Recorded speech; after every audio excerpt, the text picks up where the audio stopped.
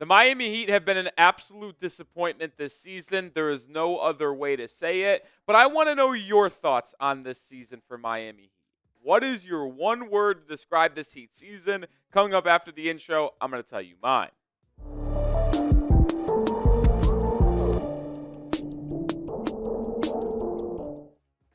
This Miami Heat season has been absolute garbage. It's been chaos right from the start. And it had some good moments in the early part of the season when Tyler Hero was breaking out. But then once the Jimmy Butler drama began, nothing ever got good.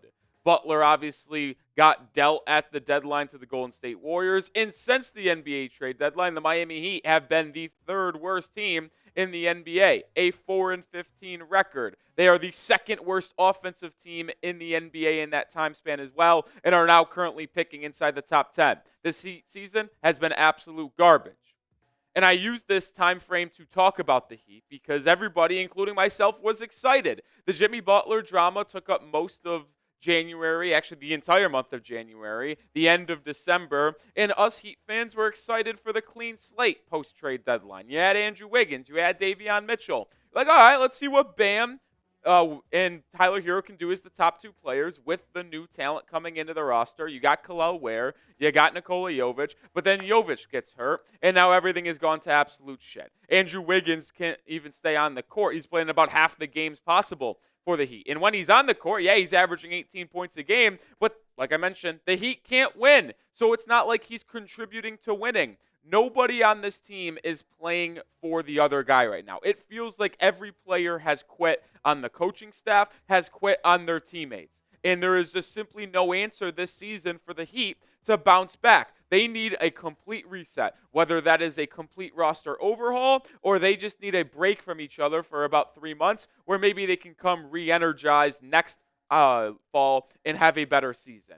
And I am excited about the prospect of a complete overhaul, to be honest, and especially if they're able to do it via the NBA draft, whether they're trading in the offseason, whether they're signing people in free agency, or they have 2 draft picks because, remember, they keep their own pick if it's in the lottery top 14, and they have Golden State's pick, which is currently sitting at number 22.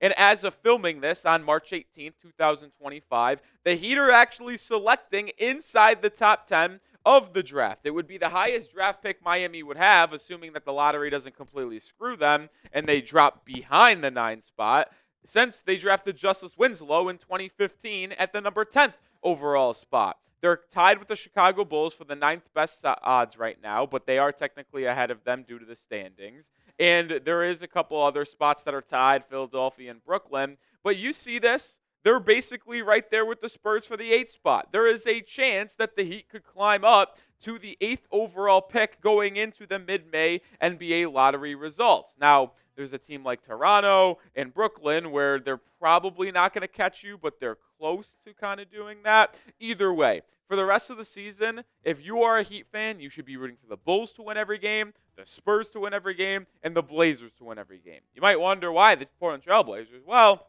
not shown on that list 10 there. The Blazers at number 11 are a half a game ahead of Miami for that spot, so we do want the Blazers to keep on winning. But if the Bulls, Spurs, and Blazers keep on winning, and the Heat keep on losing, which they currently have an 8-game losing streak, yeah, well, we could be picking number 8 overall, or if we get lucky in the lottery, even better. But I did want to look at some NBA draft targets before March Madness that the Heat could be drafting with that 8 overall pick, and we'll quickly brief 5 prospects at the number 22 spot as well. The first one we're going to talk about today is the Oklahoma guard Jeremiah Fears. And we actually talked about him in our first draft target video about a month ago when I talked during the All-Star break about targets with the Warriors pick. Well, now Fears is playing so well for the Oklahoma Sooners, who will be playing the UConn Huskies in the first round of March Madness, that he is rising into a top 10 pick. Fears, the talented true freshman who should be a high school senior right now, by the way. He reclassified to play college ball a year early, averaged 17 points per game this past season for the Sooners. Yeah, his efficiency was down, but his usage rate was astronomically high. He had a 30% usage rate, which was 3rd highest in the SEC, and this is talking about a true 18-year-old freshman. And he was able to handle the burden of being the lead creator for that Oklahoma Sooner offense. And the Sooners actually rattled off some wins late in the year, couple wins in the SEC tournament to solidify their place in March Madness. And when speaking on Jeremiah Fears, this is a point guard prospect who's relatively good in size, 6'4". He has an excellent handle. He is quick. His first step is good. When you watch him play, you can tell the first step that he has is elite, right? You watch him out there playing with some of these other college players, and you're like, well, that guy just moves differently. He's much more fluid. He's a natural athlete compared to some of these other guys. Like in that SEC tournament playing Kentucky, Udoka Owe, a really good guard defender, was defending him. And Fears was still able to draw fouls, get by him with his handle and first step. This is an NBA guy right now. He has the capability of being a top-tier point guard in the NBA. And with NBA spacing and more shooters around him, there's going to be more space for him to get by his initial defender. And once he is able to add more strength, handle the physicality, and improve as a three-point shooter, which I think he will be able to do because he shoots 85% from the free throw line. So I think that is more likely of him being a 38% three-point shooter because if he shoots well from the line, this is someone that could be really elite in the NBA. And you see it. I've already started scouting for the Miami Heat. I enjoy watching college basketball way more than I enjoy watching Heat basketball right now. And I'm already looking at some of these prospects Miami could ultimately draft in this upcoming June. So hit that sub button. We're exactly 100 away from 20K. Let's get there on today's show. The next player I want to talk about today is Tre Johnson from Texas. This is a very talented scorer of the basketball. True freshman for the Longhorns as well. And when you look at his statistics in comparison to Jeremiah Fears, yeah, this one might be more aesthetically pleasing for some of you at home, averaging nearly 20 points per game and shooting a much more efficient mark from the field, less actually from the complete field, but he is shooting that astronomical 39.2% from three on a lot of volume. Lead scorer for the Texas Longhorns. And when you think about Johnson, this is a 6'6" combo guard that can light up the scoreboard. He is not a point guard. He is a guard. I think he is a 2-3 hybrid, but more likely going to be a two guard in the NBA. There's questions about his defense for sure, but this is a player that can be an elite scorer in the NBA. He gets up a lot of shots. He takes a lot of tough shots. So there would have to be a dial back of his shot selection, working with a coaching staff that will want to kind of work with him to get to his spots, know where to go, not take these contested fadeaway mid-range shots, work mostly inside the paint in the three-point arc as well, which he's capable of doing. The question is, if you drafted Tre Johnson, how would he fit on your team if you kept Tyler Hero, or are you going to continue to try to move Tyler to be your lead point guard, which has kind of been his role all season this year, which I am not a big fan of. He needs to be that off-ball two guard. Tre Johnson likely going to be a top 6-7 pick. I do think Miami would likely have to trade up to get Tre Johnson, which could be possible if it's just one or two spots, or they'd have to get lottery luck, but who knows? The draft is a wild place. Maybe a center like Kaman Malawach or Derek Queen rises up boards, and Tre Johnson falls to number 8 overall. All right, the next player we're going to talk about here is Kon Knueppel, the guard/forward from Duke. This is another true freshman, so we're shooting 3 for 3 on true freshmen here on today's show so far. He is playing lights out for the Blue Devils. He is an efficient player. He is someone that plays the right way. He knows what to do with the basketball, averaging 14.5 points per game. You see the numbers on screen. He puts the ball in the basket in a very efficient level. Now, it helps that he's also playing alongside Cooper Flagg, Kaman Malawach, Tyrese Proctor, and some other NBA draft prospects. But he is a 6'7" wing that has elite guard skills. He can flat out shoot the rock from beyond the arc. And the part that I really like about him is that he plays off 2 feet, which is kind of a lost art in the NBA, I feel like. And you see a player in New York, Jalen Brunson, that does that exceptionally well. When you're able to get by your defender, or you're getting D'd up and it's physical, but you play off 2 feet. That allows you to turn around for a fadeaway, an up and under move, a step through, or just kick it out and not turn the ball over. He plays that way. And I think he's actually an underrated defender, too. I think Knueppel is a very good player. I would project, if the Heat were picking at 8 or 9, for Knueppel to be on the board, unless a team like the Oklahoma City Thunder keeps the Sixers pick at number 6 or 7, and then they take Knueppel because I think he's a really good fit for them. I think this is a player that might not make Heat fans super excited because the high-end upside might not be there with an Egor Demin, there with a Tre Johnson, Jeremiah Fears, but this guy is a really, really good basketball player. More prospects and targets to break down here in a second, but we are sponsored by PrizePicks, the #1 daily fantasy sports platform out there. I play PrizePicks every single day because it's so easy. All you do is pick more or less on 2 or more player stat projections, and you can win up to 1,000 times your money right now. And it's the perfect way to watch different sports as well. You can combine your favorite basketball players with from baseball, hockey, esports, and much more. Professional alongside collegiate. We know the NCAA tournament is getting underway this week, which is going to be a lot of fun. And PrizePicks also has weekly promotions that can lead to big payouts, like Taco Tuesday. Each Tuesday, PrizePicks discounts select player projections up to 25%, provide even more value for your lineups. I mentioned that college basketball tournament. Yeah, I've got an entry for the first set of games on Thursday. More than Janai Broom, half a point for Auburn. Take advantage of that free pick from PrizePicks. I also take John Palakidis from Yale. He hooped and dominated Auburn last year when Yale upset them. I expect him to have a good performance against Texas A&M. And I'll go Jan Bamisell from VCU, who is a flat-out shooter as well. More than 1.5 3-pointers made. Take an entry like that, but you can play any way you want. But just download the app today and use code CLNS to get $50 instantly after you play your first $5 lineup. One more time, download the app today and use code CLNS to get $50 instantly after you play your first $5 lineup. PrizePicks. Run your game. All right, we're going to keep it with the guards, and we're going to keep it with true freshmen, this one being Egor Demin from BYU. And I've seen a lot of Heat fans on social media, on Twitter, talk about Demin, and it seems like he's very polarizing. A lot of Heat fans don't want Demin.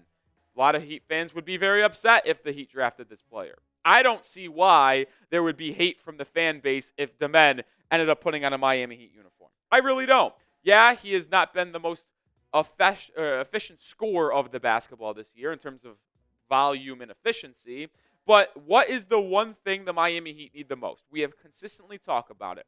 Other than just elite wing talent, we talk about needing a true point guard. Well, Egor Demin is 6'9". He is a true point guard. To me, after what I've looked at initially, and this includes Dylan Harper, this includes Kasparas Yakachonis, and some of these other guards like Jeremiah Fears, Demin has the best passing skills in the entire class. To me, he's the best playmaker. He averaged 5 assists a game at BYU. He's got that great size of 6'9", where he can see over his defender, see over his defense. All I need for him to do, for him to be a high-level NBA player, is improve as a shooter. Because, yeah, he shot 27% from 3, but that length would allow him to take advantage of some mismatches because he is a point guard. So if he's getting guarded by opposing guards that are 6'1", 6'2", he can even get in the post and have a little post-up game. So if he comes to Miami, I would expect one of the best developmental systems in the entire NBA with the Miami Heat to be able to improve his shot, to be able to improve his footwork inside to make him a little bit of a post-up guard as well. I think he would work out in Miami quite a bit. Now, Demin might be an absolute bust if he got drafted by a team like the Brooklyn Nets. But a team that is used to having a good culture, a good system, a good developmental pathway, I would expect Miami to be able to get the best out of Demin. And that size and playmaking abilities is so rare, and you can't teach that, which is why I would take Demin in the top 10 if the Heat were picking there. He isn't my favorite, but he is one of my guys. Who is your favorite Heat draft target right now? I see a lot of people talking about Cam Jones from Marquette. I certainly would not be taking him inside the top 10, but with the 22nd pick, maybe we could have a discussion there. Let me know your top draft target. The final player we're going to talk about here for the Heat's pick inside the top 10, potentially, is another true freshman guard. How about it? Jase Richardson from Michigan State. Now, this is a fun player because Richardson has been very solid this year for the Spartans, but his numbers aren't going to come off the page and just wow you. Yeah, he's insanely efficient, but when you watch him play, it's interesting. Yeah, he does everything what that Tom Izzo asks. He's able to hit the 3, but there's not just a lot on his plate here. This is a Michigan State Spartans team that plays as a collective unit, which is good for college basketball, but you're seeing these other prospects like Demin, like Kon Knueppel, Fears, Johnson have high usage rates. That's not the case for Jase Richardson. So maybe you can argue if he was given a high usage rate, he would have better statistics. Maybe the efficiency would drop down, but he would be looked at as a top 10 lock. He's a 6'3" point guard. He is hard-nosed, and any player from Michigan State is going to be good by me. I love the way Tom Izzo coaches. I love the way he instills physicality and toughness to his players. And Jase Richardson, he knows how to contribute to winning. That's what you need to have if you're going to go play for Tom Izzo and Michigan State. He's not going to wow you with his athleticism. He's not going to wow you with his traits. But he knows how to win, knows how to contribute to winning. He's also a son of a NBA player, Jase Richardson. So he knows the type of lifestyle, the work ethic, and what is required to be a top NBA player. So that's why I think it's interesting. Definitely last on the list of prospects that I would take. And if Miami was picking in the top 10, I probably would go away from Jase Richardson because there's other players out there. But if the Heat ended up falling back and picked 13, 14, I think Jase Richardson is a legit option. But as I mentioned off the top, the Heat don't only just own their first-round pick if it stays in the top 14. They currently have the number 22 overall pick as well via the Golden State Warriors in that Jimmy Butler trade. We're not going to talk about these players in depth on today's show. Maybe that will be a future one. But I did want to mention 5 players that I could see Miami targeting in the early to mid-20s of the NBA draft, assuming they hold that pick. Mentioned Cam Jones from Marquette. Lefty point guard. We know the Heat like Marquette players. We've seen it a lot. Jay Crowder, Dwayne Wade, Jimmy Butler. Yeah, they go after Marquette guys a lot. And there's already been some reported interest between the Heat and Cam Jones. I really like Rasheer Fleming from St. Joe's. He may go late lottery. He may slip to the early 20s. We'll see. Athletic wing. Nic Clifford. Keep your eye on him from Colorado State. He's playing in the tournament. 12-seeded Colorado State Rams. He is someone who does it all. Can handle, can play make, is an excellent rebounder, great wingspan, physical guy. I really like Nic Clifford. And then freshman guard LeBaron Philon, and then a guard/forward hybrid out of Illinois, Will Riley. That's an interesting player. Junior, senior. So 2 young guys, 3 experienced guys. I could see Miami definitely drafting one of these 3 in the 20s if they are there when the Heat are picking in late June. All right, final thoughts on today's show. I think the Heat are in a very advantageous. Oh my God, I can't speak today. Let's just say this. They're in a good spot to improve long-term if they stay in the top 10. Now, maybe they rattle off some wins here late, but after losing 8 in a row, it's hard for me to envision that. And they make the play-in and win a play-in game and make the postseason and only have 1 pick in the early or mid-20s. Maybe that's the case. But I don't see that happening. And if the Heat are picking inside the top 10, I think they should keep that pick. Now, maybe you can make the argument they should try to trade up. Package 22, 8, or 9, and Jaime Jaquez Jr. to maybe move inside of the top 5. That's very possible as well. But either way, this is a really good draft class, and if the Heat are picking in the top 10, they'll be able to take advantage, infuse young talent to this roster, which is desperately needed, and just completely start to look to the future here of this young type of basketball. Either way, what has been happening over the past 2 months really is unacceptable, and let's hope the Heat are able to turn around this offseason, and we'll have you covered all offseason long, so make sure you are subscribed.